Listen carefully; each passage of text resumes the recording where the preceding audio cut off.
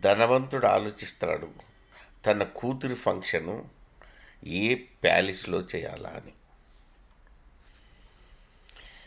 Middle class వాడు ఆలోచిస్తాడు ఎవరైనా వడ్డీకి డబ్బులు ఇచ్చింటే బాగుండు అని.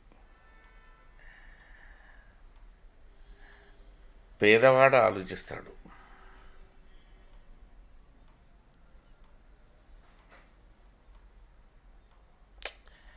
ఎవరైనా నాకు సాయం చేసింటే బాగుండే అని. బిచ్చగాడు ఆలోచిస్తాడు ఈరోజు ఎవరన్నా ఒక 50 రూపాయలు వేసింటే హాయిగా ఒక మూలన కూర్చునేవాడిని అని. ప్రతి వాళ్ళు ఆలోచిస్తూ ఈ ఆలోచనలతోనే మగవాని జీవితం సగం సంకనాకపోతుంది.